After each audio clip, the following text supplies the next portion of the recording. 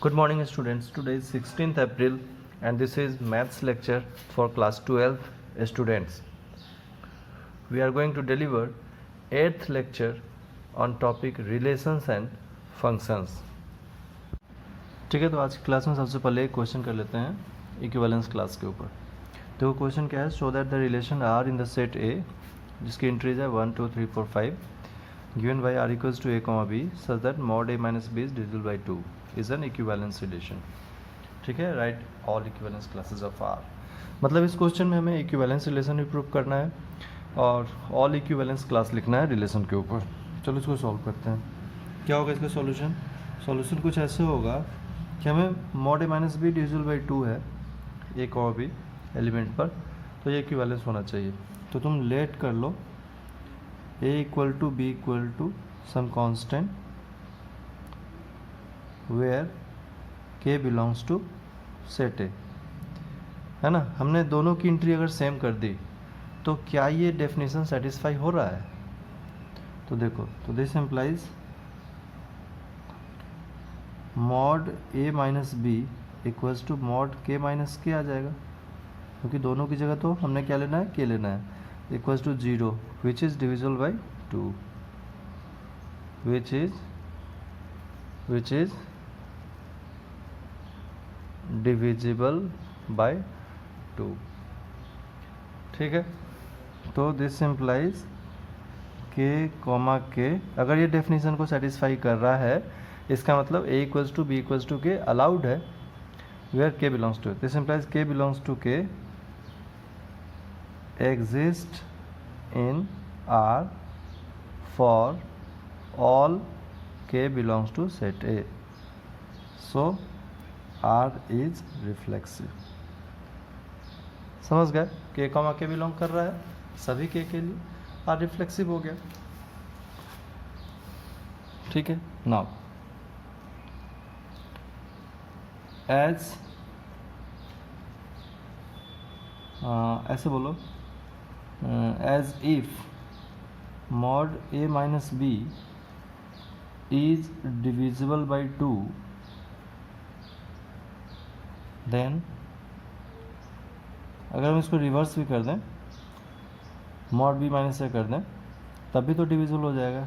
Is also divisible by 2, is also divisible by 2। ठीक है, because क्यों, तो तुम mod of x equals to mod of minus x भी लिख सकते हो ना। दोनों की वैल्यू कितनी आ जाएगी बाहर? पॉजिटिव आ जाएगी, सेम आ जाएगी।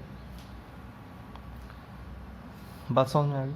तो mod of x equals to mod of minus x भी हम लिख सकते हैं। तो अगर mod a minus B divisible by 2 है तो मॉड बी माइनस ए भी डिविजिबल बाई 2 होगा। फॉर एग्जांपल मान लो तुमको यहाँ दिया है कि मॉड 4 माइनस 2 है, तो ये कितना आ गया 2, तो डिविजिबल बाई 2 होगा ये। और मॉड 2 माइनस 4 कर दिया तो मॉड ऑफ माइनस 2 ये भी 2 आ गया। समझ गए? तो इससे हमें क्या समझ में आया कि मॉड ए माइनस बी अगर डिविजिबल बाई 2 है, if mod a minus b is divisible by 2, तो उसका उल्टा भी कर देंगे तो डिविजिबल बाई 2 होगा। This implies relation is symmetric, R is symmetric. समझ गए? अब ट्रांजिटिव के लिए, नाउ इफ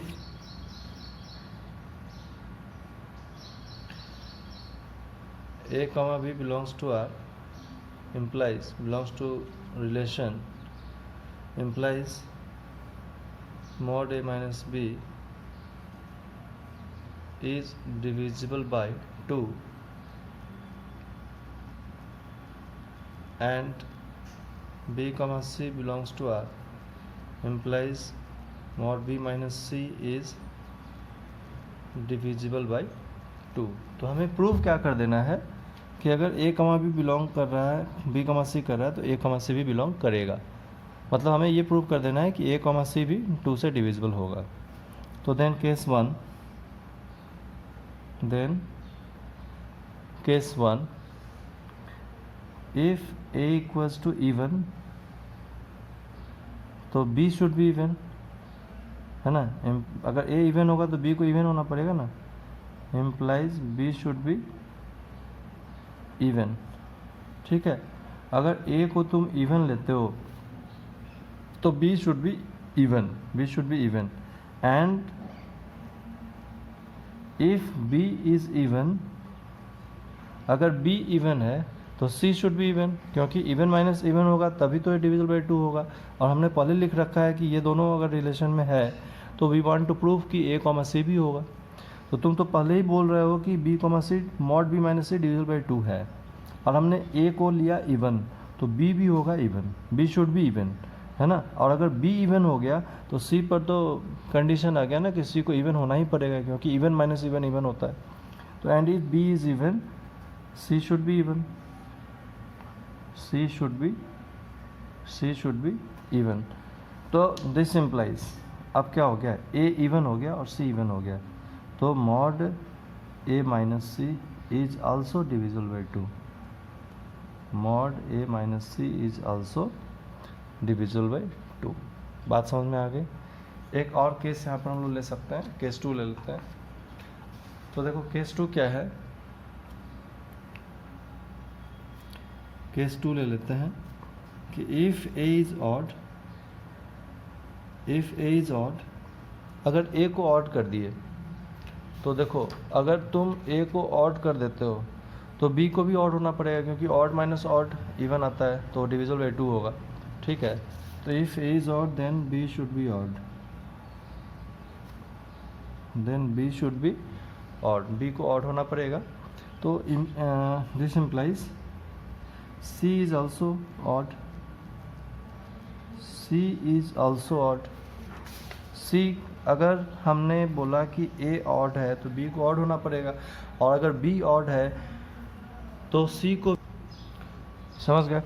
तो अगर a ऑड है तो b को तो ऑड होना पड़ेगा, तभी ये डिविजिबल बाई 2 होगा। और अगर b ऑड हो गया तो ये इसको ट्रू होने के लिए, क्योंकि हमने पहले ही मान रखा है ट्रांजिटिव में 2 पेयर को सिलेक्ट करना होता है, a कॉमा b और b कॉमा c, तो फिर हम प्रूव करते हैं कि a कॉमा c अगर है तो ट्रांजिटिव है, नहीं है तो नहीं है ट्रांजिटिव। तो अगर a ऑड हो गया तो b को ऑड होना पड़ेगा, और b ऑड हो गया तो c को ऑड होना पड़ेगा, क्योंकि ऑड माइनस ऑड इवन होता है, और इवन होगा तो डिविजिबल बाई 2 होगा। तो यही चीज़ यहाँ पर लिखा है कि अगर a ऑड है तो b should be odd, b को ऑड होना पड़ेगा, तो this implies c is also odd. अब तुम देखो ये भी ऑड हो गया, ये भी ऑड हो गया, तो दिस इम्प्लाइज यहाँ पर बोल सकते हैं हम लोग, ठीक है। तो a ऑड है और c ऑड हो गया, this implies mod a minus c, ये क्या हो जाएगा, मॉड a माइनस c हमारा क्या हो जाएगा, इवन हो जाएगा, क्योंकि a भी ऑड है c भी ऑड है। This implies divisible by 2, this implies divisible by 2। और हमें ऐसा क्यों लेना पड़ा, क्योंकि a सेट a के अंदर जो एंट्री है वो ऑड भी है और इवन भी है, ठीक है, ऑड भी है और इवन भी है, इसीलिए 2 केस लेना पड़ा कि एक बार a इवन हो तो क्या हो और a ऑड हो तो क्या हो। तो दोनों ही केस हमने देखा डिविजिबल बाई 2। सो हम लोग यहाँ पर लिखेंगे this implies r is transitive, r is transitive. बात समझ में आ गई, r इज ट्रांजिटिव। अभी हमने अपने रिलेशन को, ये देखो, रिफ्लेक्सिव प्रूफ कर दिया, सिमेट्रिक प्रूफ कर दिया, और ए बी बी सी है तो ए सी है, ये हमने प्रूफ कर दिया 2 केस लेकर के। एक बार इवन, तो इवन लिया तो प्रूफ हो गया mod a minus c is divisible by 2, और एक बार ऑड लिया तो ऑड पर प्रूफ हो गया कि डिविजिबल बाई 2 है, तो आर ट्रांजिटिव हो गया, है ना। एक चीज़ ऑर्डर ध्यान रखना है कि ए बी है बी सी है, तो first and last A C को प्रूफ करना है कि A C belongs to R. तो A C R is divisible by 2, तो दिस इम्प्लाइज तुम यहाँ पर लिख दोगे, so A comma C belongs to R, A comma C belongs to R, so R is transitive, hence R is an equivalence relation, hence R is an equivalence relation. ये proof कर दिया ना, ठीक है। अब सेकेंड पार्ट क्या है, now हमारा सेकेंड पार्ट है इक्विवेलेंस क्लास लिखना। तो now equivalence class, equivalence class के लिए, तो इक्विवेलेंस क्लास के लिए इक्विवेलेंस क्लास ऑफ 1 हम लोग यहाँ पर लिखेंगे क्या होगा, ठीक है। तो इक्विवेलेंस क्लास ऑफ 1 के लिए तुम देखो तुम्हारा रिलेशन क्या है, रिलेशन जो हमारे पास है वो क्या है, मॉड रिलेशन बना लेते हैं एक बार, mod a minus B divisible by 2 है इक्विवेलेंस क्लास के लिए। तो देखो रिलेशन बना लेते हैं। नाउ फॉर इक्विवेलेंस क्लास, अब हम लोग इक्विवेलेंस क्लास के लिए बात कर रहे हैं। तो हमारा रिलेशन क्या है, रिलेशन को एक बार हमें यहाँ पर लिखना पड़ेगा, ठीक है। तो देखो इस रिलेशन को हम लोग इस सेट के ऊपर 1 2 3 रिलेशन को सेट A 1 2 3 4 5 के ऊपर एक बार लिख लेते हैं, जिससे कि इक्विवेलेंस क्लास हम लिख पाएंगे। तो इक्विवेलेंस क्लास के लिए हम लोग लिखेंगे अपने रिलेशन में क्या है, ये 1 2 3 4 5 है। तो mod A minus B divisible by 2 होना चाहिए। तो तुम 1 लो, तुमको पता है 1 लिए हो तो ऑड माइनस ऑड क्या होता है, इवन होता है। तो आप लिखो 1 1 लिख लिया। फिर और ऑड कौन है इसमें, 1 3 5 है। तो 1 1 1 3 और 1 5 हो गया, ठीक है ना। अब 2 लो, तो 2 क्या है, इवन है। अब इवन कौन कौन है इसमें, 2 2 एंड 4 है। तो 2 2 ले लिया और हमने यहाँ पर 2 4 ले लिया, 2 2 और 2 4 ले लिया। उसके 3 क्या है, ऑड है। तो 3 हमारा अगर ऑड है तो ऑड कौन कौन है, 1 3 एंड 5। तो 3 1 3 3 और 3 5 आ गया। चलो 4 इवन है, 4 इवन है। इवन कौन कौन है, 2 एंड 4। तो 4 के लिए क्या लिखोगे, 4 2 हो गया, 4 4 हो गया। उसके बाद कौन है, 5 5 क्या है, ऑड कौन कौन है, 1 3 5। तो 5 1 5 3 और 5 5, ये तुम्हारा रिलेशन बन गया। अब इस रिलेशन के ऊपर हमें इक्विवेलेंस क्लास की बात करनी है। इक्विवेलेंस क्लास ऑन आर, ऐसे लिख दो, इक्विवेलेंस क्लास ऑन आर पर इक्विवेलेंस क्लास हमें लिखना है। ये हमारा रिलेशन बन गया, ठीक है। इस रिलेशन बनने के बाद हम इक्विवेलेंस क्लास, अच्छा एक बात मैं तुम्हें समझा दूं कि जैसे हम 1 लिए तो कोई स्टूडेंट को ऐसा लग सकता है कि 1 लिए तो अब वापस 1 क्यों ले रहे हो। अरे A, B आप ले रहे हो ना, A, B। तो A, B में जैसे A, B ऑन A है, इसका क्या मतलब है, A, B on A cross A होता है। ये बात हम लोग पहले डिस्कस कर चुके हैं ना। तो A belongs to set A और B बिलोंग्स टू भी सेट A है। ये तो तुमने A के लिए लिया। अब B क्या क्या हो सकता है, तो ये ऑड है। Mod A minus B divisible by 2 होने के लिए ऑड के साथ ऑड ही रखना है। तो और कितने ऑड हैं, अब बी के लिए लिखना है। तो बी के लिए तो आप अलग से सोचो ए पर।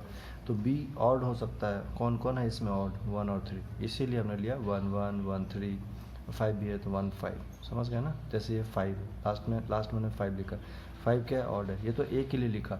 बी क्या क्या हो सकता है, तो बी के लिए फिर से सोचो, बी ऑड के साथ ऑड ही हो सकता है। कौन कौन ऑड है, 1 3 और 5। तो 5 1 5 3 5 5, इस तरह से लिख सकते हैं। तो ये रिलेशन हमने यहाँ पर लिख लिया।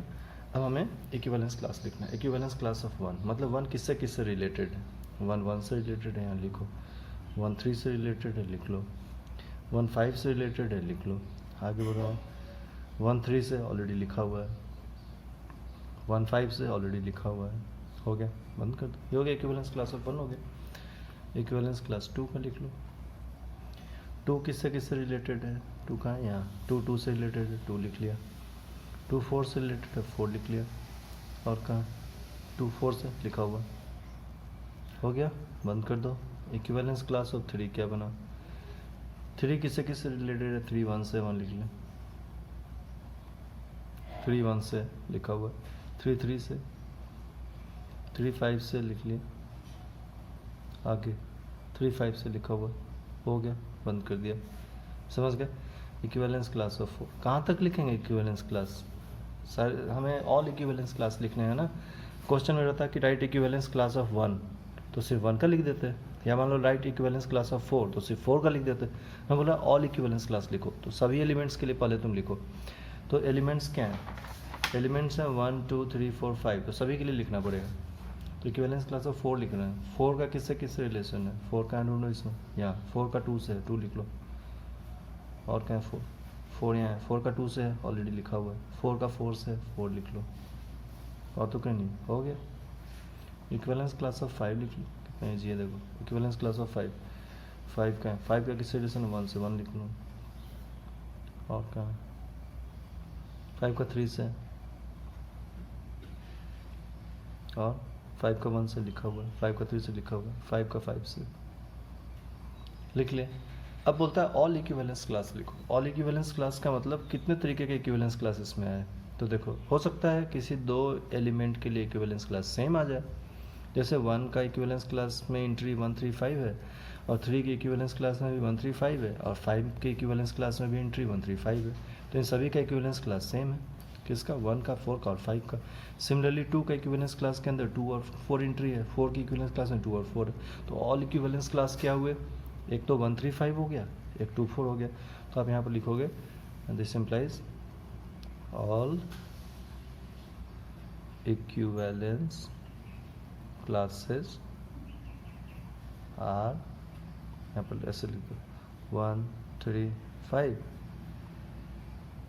एंड 2, 4 लिख दिया। तो ये हो गया हमारा फर्स्ट पार्ट का आंसर। Is it clear? ठीक है, तो इसको रिवाइज कर लेना, फिर नेक्स्ट लेक्चर में आगे कंटिन्यू करते हैं। ठीक है, थैंक यू।